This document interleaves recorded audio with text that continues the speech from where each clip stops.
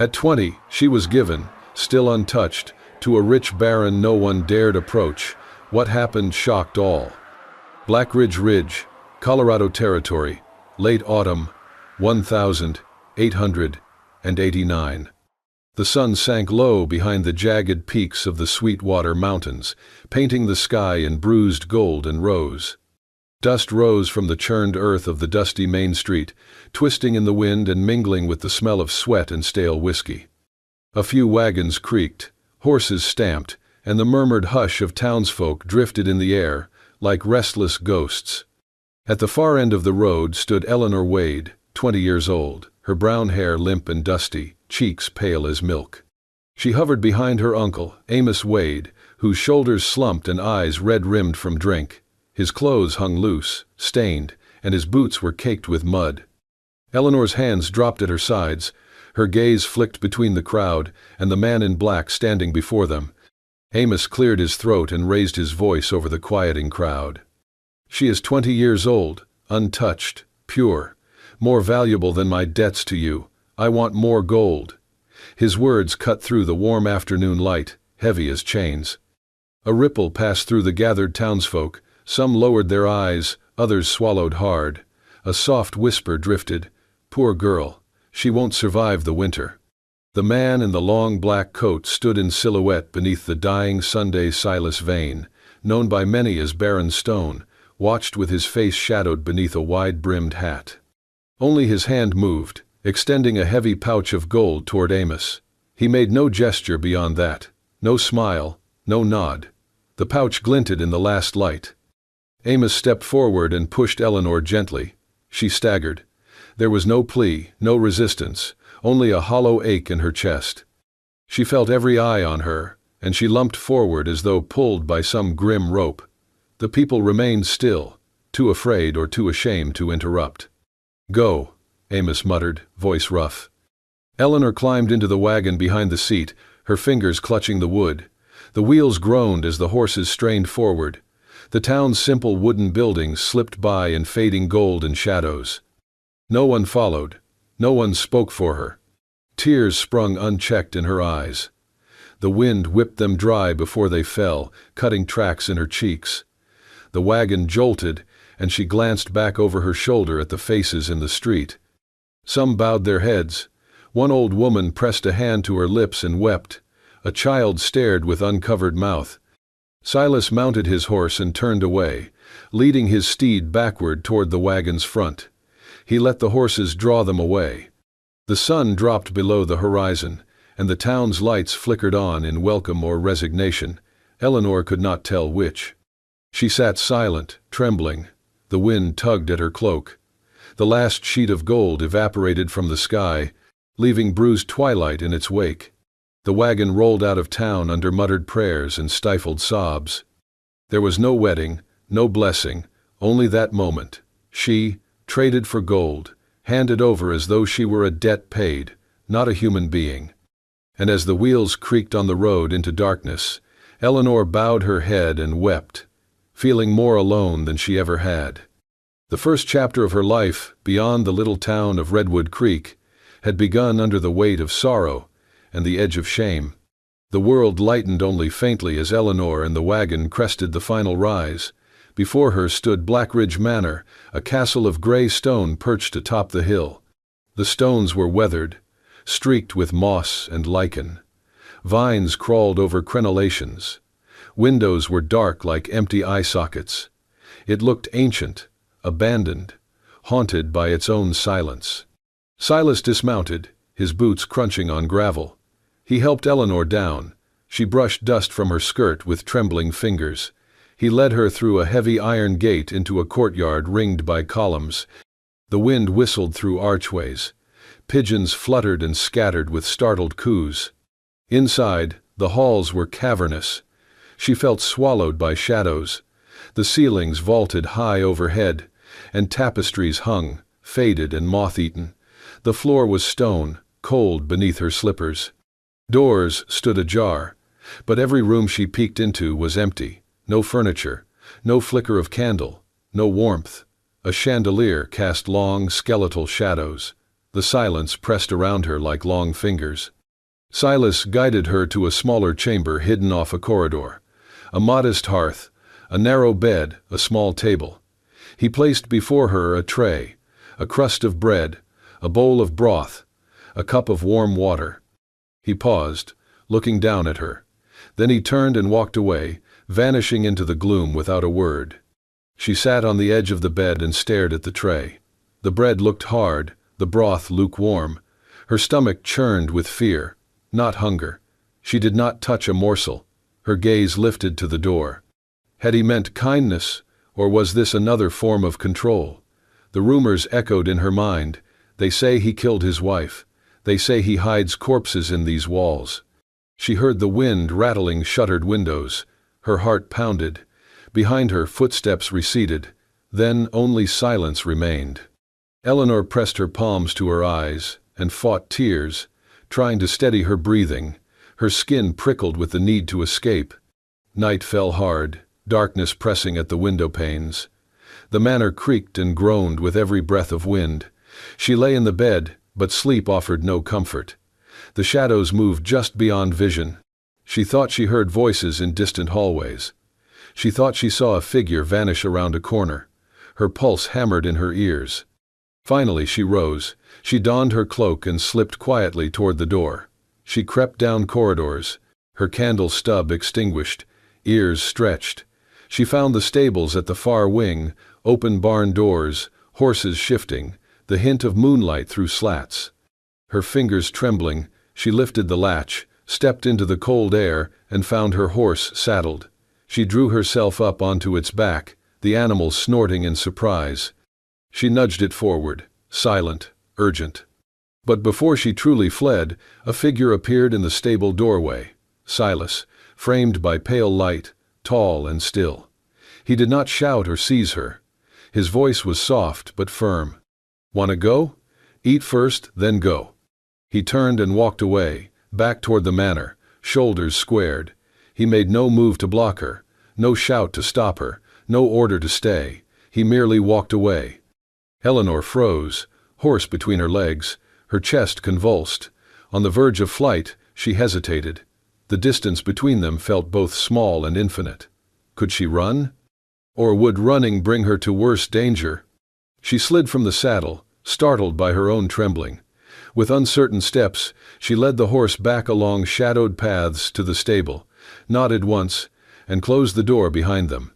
She waited in silence, heart beating like thunder, staring at the walls of the manor rising above her.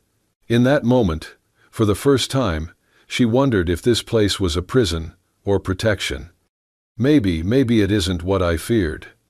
And so she turned away from escape, swallowed by the hush of stone corridors, wondering which truth she would dare trust.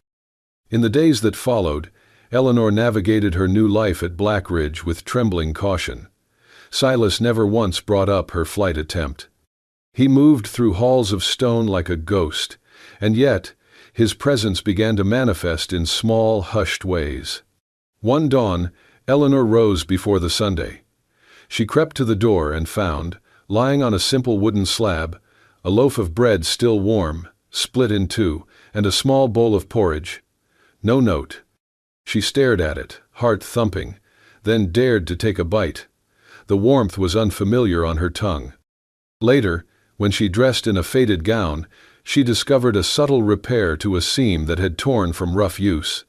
The stitches were neat, the thread matching perfectly. She pressed a fingertip to the line, astonished. In the study she found a cup of tea half full, steam lazily curling upward as though freshly poured. Eleanor remained wary. Each gesture unsettled her, too kind, too incongruous with the rumors she had heard of Silas. But the consistency of them unsettled her defenses. These were not one-off acts, they were a pattern. One afternoon, she wandered through the manor's library, its tall shelves blanketed in dust. As she pulled a heavy volume, a floorboard shifted. Behind the shelf lay a narrow seam in the wall. Her breath caught. She searched the nearby desk drawers, eventually discovering a small brass key tucked beneath a false bottom. With shaking fingers, she unlocked the hidden door. Beyond it lay a modest chamber cloaked in silence. Dust motes drifted in shafts of dying light. A carved wooden box in the center bore a name etched in faded letters, Mara. Eleanor knelt and opened the box. Inside lay a locket, a scarf, and a leather journal. The journal's cover bore Mara Vane's name. With great care, Eleanor turned pages, reading passages in delicate handwriting. Moments of hope, of love, laughter in summer meadows, evenings by firelight, and shadows of dread. Nights Mara felt alone, watching dark halls, fearing betrayal. One entry cut through Eleanor's heart. He promised to protect me, but I died waiting for him to come home. Tears blurred her vision. The grief in Mara's words echoed in Eleanor's own trembling soul. She sank to the floor, pressing her back to cold stone, journal pressed to her chest. The walls, once cold and unwelcoming, felt charged with memory and sorrow. She understood then that Silas was not the monster of rumor. He was a man carrying a wounded heart. When she rose to leave, she brushed her fingers over the box, whispering, "I see you." She closed the journal and replaced the lid so gently it made no sound. She locked the door behind her and slipped the key into her pocket. In the corridor her footsteps echoed. The manor no longer felt lifeless. She moved past tapestries and portraits, perceiving now the weight of loss that draped them all. The hush was different, less oppressive, more expectant. Outside the hidden room, lanterns glowed in the distant hall. Eleanor paused, heart throbbing. She thought of Mara, of Silas, of the gestures that had seemed small and now felt monumental. She wondered if she could belong in that place, not as a transaction, but as someone seen and understood. A gentle wind stirred the windows. She stepped into the hallway and closed her eyes, letting the silence settle around her. In that quiet, she felt a tremor of possibility, that broken souls might find solace, that wounds might not forever dictate fate. And though fear still clung to her skin, Eleanor felt a fragile resolve form in her chest. She would watch, she would wait, she would not assume cruelty, she would listen for gentleness. The manor's walls, silent as stones, had begun to speak. The snow came suddenly. By mid-afternoon, the sky had turned to slate, and the wind howled down from the mountains like a warning. Silas worked in silence to board windows, while Eleanor hauled what firewood she could to the hearth. The storm's breath pressed against the stone walls of Blackridge like an unseen beast, cold seeping into every crack. Eleanor had just returned from the cellar, arms full of kindling, when her boots slipped on the slick floor. She crashed hard, her head striking the edge of the doorway. Dazed, she sat up, waved off Silas's offered hand, and forced a smile. "I'm fine," she muttered, but her voice was shaky. By nightfall, she was not fine. The fever crept in slowly, coiling through her limbs, fogging her mind. Her breaths turned shallow. She tried to sit up, to fetch water, but her body betrayed her. The last thing she saw before darkness claimed her was the shadow of Silas standing in the doorway, his face unreadable. Then came only fragments: damp cloth on her forehead, warm broth at her lips, a calloused hand brushing the hair from her eyes. "Drink," his voice, barely above a whisper. "You need to stay." The fever raged. In her delirium she saw flickers of fire, heard cries from her past, the cruel jeers of her uncle. She flinched, crying out, and a hand caught hers. "I am not him," the voice said again, firmer now. "You are safe." She did not know how long the night lasted, only that through every hour of agony she was never alone. Silas remained at her side, never leaving, not even when her limbs thrashed or when she muttered Mara's name without knowing why. When morning broke through the frost-glazed window, Eleanor opened her eyes. The fever had broken. Sunlight stretched in pale ribbons across the stone floor. Her skin felt clammy, her muscles weak, but there was a stillness to her now, a quiet within. She turned her head. Silas sat slumped in the chair beside her bed, chin resting on his chest, eyes closed in exhaustion. His coat had slipped from his shoulders, revealing a shirt wrinkled and damp with sweat. Beside him, on the table, was a basin of water, a bundle of dried herbs, and a half-empty mug of tea. Eleanor looked at her own hand, still resting gently in his. She stared at him for a long time. It would have been easy to call it duty, pity perhaps, but something in the way he slept, still holding on, as if afraid she might vanish, told her otherwise. When she tried to pull her hand away, his fingers tightened slightly in his sleep, as if reflexively refusing to let go. Her chest tightened. Carefully, she sat up, propping herself with trembling arms. On the bedside table, a fresh cloth lay folded, and her blanket had been tucked around her neatly. These were not the actions of a man hardened beyond care. They were the quiet rituals of someone who had known loss, and refused to know it again. She touched her forehead. No sweat, no pain, only warmth. Silas stirred then, eyes blinking open. He met her gaze, and froze. "You stayed," she whispered. He looked at her hand in his, then gently released it. "You needed care," he said simply, voice hoarse. "No one's ever," she faltered, then swallowed. "No one's ever looked after me like that." Silas said nothing. But the way his eyes softened, the slight dip of his head, it said, enough. He stood, adjusted the blanket at her feet, and reached for the tea. "I'll bring more broth," he murmured, then paused. "Rest. I will be close." As he turned to leave, Eleanor's voice followed him. "Thank you, Silas." He stopped, but did not turn back, only nodded once, and disappeared down the hall. Alone, Eleanor lay back against the pillow, her heart still unsteady but not from fever. The walls of Blackridge no longer felt cold. And for the first time since she arrived, she closed her eyes and let herself feel something other than fear. The wind rattled the windows like bones as midnight pressed close. Eleanor lay uneasy in her bed, half awake, uneasy because the manor felt too still. The halls were dark, empty, save for the flicker of an oil lamp in a distant corridor. Suddenly, a harsh noise, wood splintering, tore through the silence. She bolted upright, heart pounding. Before she could understand, rough hands seized her arms, pulling her from the bed. Panic struck like lightning. She tried to scream, but a cold cloth pressed over her mouth muffled the sound. Her wrists were bound with coarse rope, hands pulled backward, the ropes cutting into her skin. Fear overwhelmed her. "Please, let me go," she managed to croak. A shape loomed in darkness. The figure dragged her across cold stone floor, toward a door she had never seen open at night. She kicked weakly, fought the bindings, her voice ragged with terror.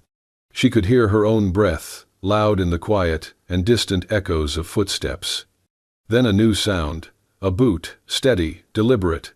A silhouette framed by doorway light, a rifle's silhouette. And then the man she feared and hated, Cole Danton, stepping forward with a cruel grin. He had come back. "Baron Vane, I claim my debt," Cole sneered, voice low and dangerous. "Give me the girl and spare your life." Eleanor felt her heart seize. She tried to twist away, tried to shout. Her voice failed. Her vision swam with tears and fear. She watched Cole advance, pistol drawn, his shadow long across the floor. And then he fired. Chaos erupted. A shot cracked the air. Splinters flew. Smoke curled in the lamplight. Silas burst into the room, rifle raised, eyes blazing with fury. He aimed, fired. A bullet splashed against the wall. Cole's sneer flickered. Eleanor screamed behind the gag as the room erupted into violence. Chairs crashed, lamps tipped, shadows danced. Silas advanced, stepping between Cole and Eleanor. Another shot roared. The bullet struck Silas in the shoulder. He gasped, staggered, but he did not fall. He propped himself against the wall, arm outstretched. "Eleanor, behind me!" he roared, voice tight with pain. He leveled his weapon again. Cole sneered, stepping forward as if daring Silas. Another crack of gunfire. Silas wobbled. Blood blossomed on his shirt. Yet he planted his boots, shielded Eleanor with his body. In that moment, Silas's voice, raw, ragged, fierce, broke the gun smoke. "I lost her once. I won't lose you." His words struck Eleanor sharper than any bullet. Tears blurred her view. She could see him bleeding, body trembling but unwavering. He was not the distant, silent lord. He was a man fighting for her life. Cole hesitated. His confidence faltered. He spat curses, but the bravado cracked under Silas's determined glare. More gunshots rang, then the front door burst. Guards of the manor, alerted by the commotion, stormed in. They overpowered Cole, shackled him, and dragged him away. His eyes flicked to Eleanor, burning with defeat. Silas stumbled to her side, leaning heavily on one leg. Eleanor broke free of her bonds in a frenzy, lunged forward, and fell at his side. She wrapped trembling arms around him, pressing her face to his bleeding shoulder cuffs. "Don't die," she whispered, voice trembling. He closed his eyes briefly, then opened them. He touched her cheek with a shaking hand, brushing away tears. "I promise," he said, voice cracked. "Not this time." Eleanor sobbed, head against his chest. Guards entered, shining lanterns in the smoky room. One after another they knelt to aid Silas, bandage his wound, clear debris. In the aftermath, as the lamplight steadied and dust settled, Eleanor stood beside him. Her eyes met his. In the dim glow, their breath came ragged, bodies trembling. But victory had turned. She saw him clearly, broken, bleeding, fiercely protective, willing to risk all. That night, beneath the ruins of terror, Eleanor's fear began to solidify into something else: awe, trust, love. And Silas, scarred yet unbowed, stood as her shield, declaring silently that he would never let her go. Word spread through the valleys and over dusty roads. They said a girl had been traded up the hill for gold, that the Baron had taken her to his stone fortress, that she must be captive. Rumors blossomed in every saloon, from Dustridge to Redwater Creek. Early one morning, the first wagons creaked up the ridge. Farmers, curious folks, preachers, and a few armed men arrived at Black Ridge gates. They whispered among themselves, glancing at the imposing manor walls, speculation painted on their faces. They believed they must save the girl. The main courtyard filled. The townsfolk, from rugged cowhands to delicate ladies in muffled shawls, watched with narrowed eyes and folded arms. Some muttered, "She must be freed," others said, "A poor creature held by a monster." Silas stood at the top of the staircase leading from the manor's grand doors. Eleanor appeared behind him, dressed simply, hair brushed back, face pale but steady in resolve. She stepped forward, placing herself before the crowd. Her voice, when she spoke, was clear, though softly tinged with a tremor. "I was given away, but now I choose to stay." A hush fell. The wind died. Even distant cattle were silent. Eleanor held out her hand to Silas. He caught it. Their fingers interlocked. No dramatic gesture, no flourish of cloak. But their eyes met, and in those eyes lay a truth that defied rumors. She looked at the gathered faces. She saw the astonishment. She saw the pity that once glittered in their gazes dim. But she also saw hesitation. She inhaled, standing taller. "I will not leave because I live in fear. I will stay because I have found something worth staying for." She turned her gaze to Silas beside her. Their clasped hands spoke more than words ever could. The people watched. The wife of the blacksmith gasped. The banker's daughter gasped. Hardened ranchers fidgeted. In that moment the shift came. One by one, heads bowed. Not in mockery, not in pity, but in respect. The quiet acceptance of her, not as a captive, but as a woman making a choice. The preacher cleared his throat, stepping forward. He lowered his hat. Others followed. The man who had sworn she was a debt to be collected now looked at her as though seeing a person for the first time. The murmurs died. Silence settled. No one shouted, "Free her!" No one jeered. The gathering did not demand she be released. They simply knelt to the weight of her resolve. Silas stood beside her, silent but unbowed. Eleanor felt the cold stone beneath her boots, the waning light on her cheeks, the steady warmth in Silas's grip. She felt fear still, but mingled now with clarity and purpose. The people turned away slowly, filing down the driveway, voices soft. Eleanor watched them depart until the last wagon's wheels kicked dust from the path. The manor gates closed behind them. In the quiet that followed, she and Silas stood alone. She let go of his hand for a moment and touched the stone banister, feeling the permanence of the place. Then she looked back at him, at the firelit windows of Blackridge behind, and whispered, "Thank you for giving me a choice."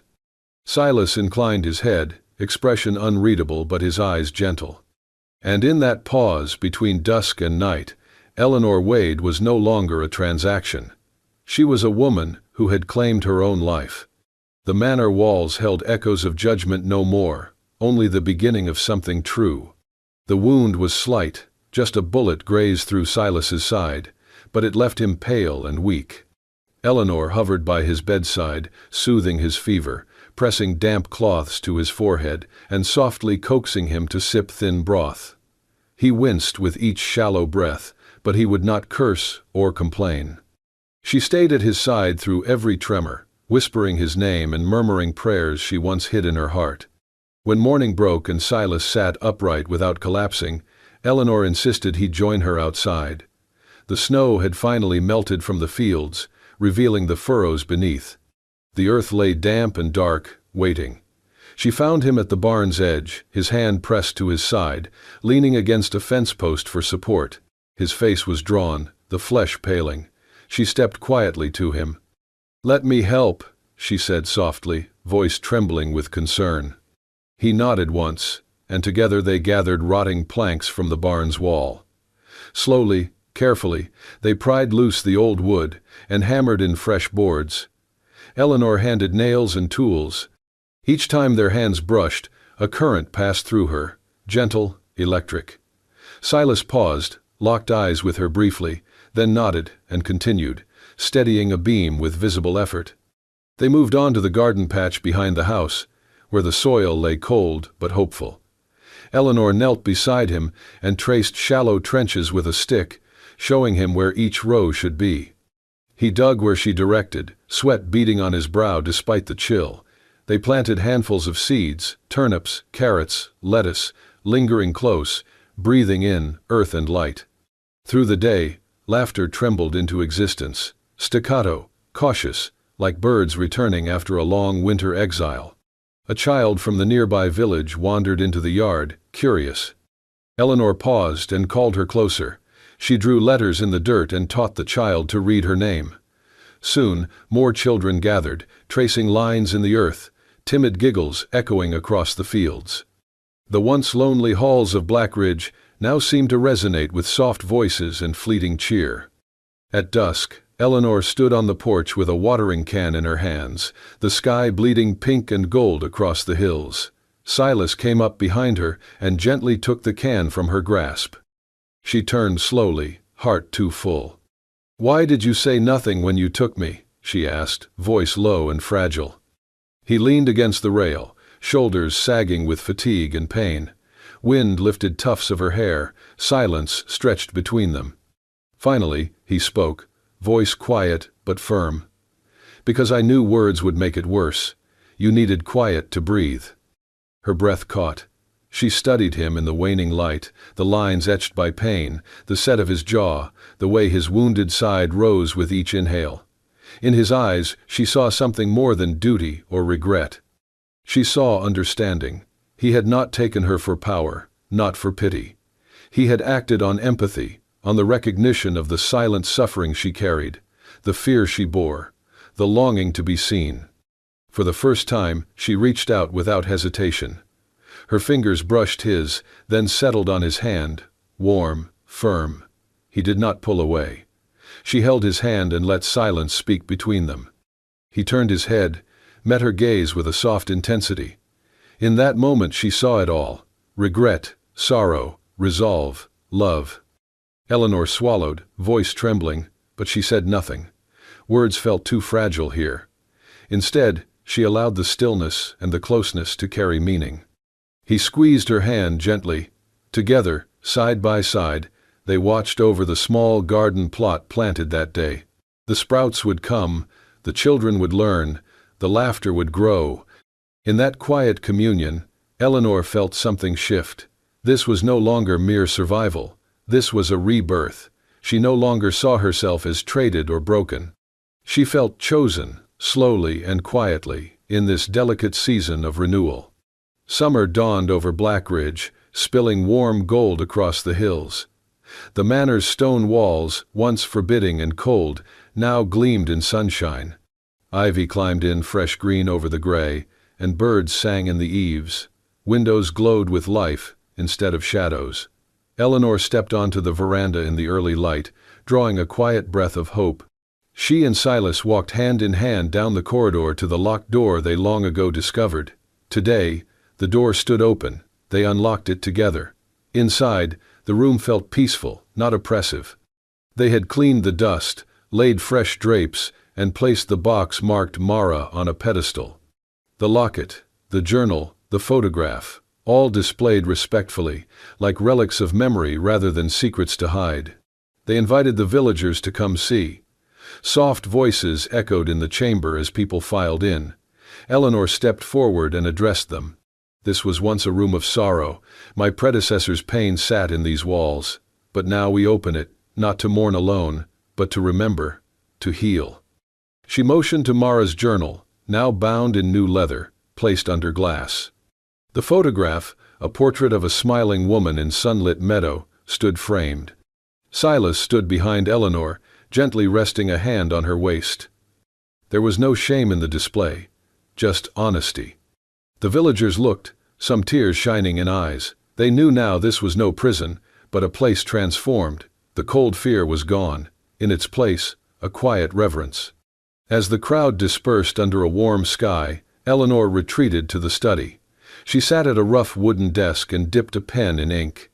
The paper smelled faintly of lavender. She wrote, "Once I was taken as a debt, but today I awaken in that very home as someone chosen." She sealed the letter and later gave it to a rider bound for the town below. She watched the horse depart, carrying her truth back to where it began. Later that afternoon, she and Silas mounted their horses.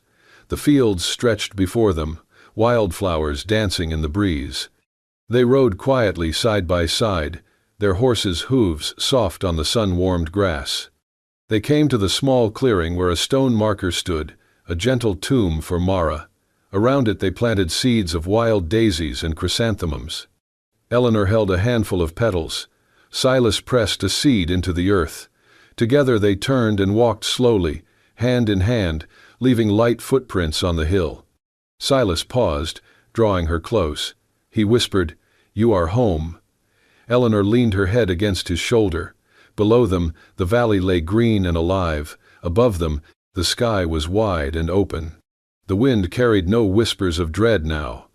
The echoes in the manor's halls had softened.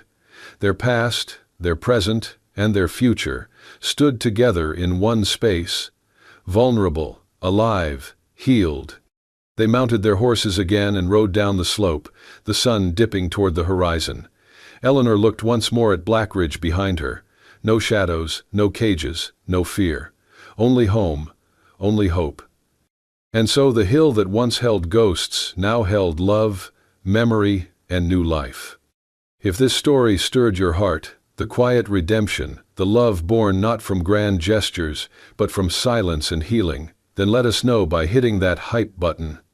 And if you want more tales of untamed hearts, dusty towns, and unforgettable romances on the frontier, make sure to subscribe to Wild West Love Stories. We've got plenty more where this came from. See you on the next ride.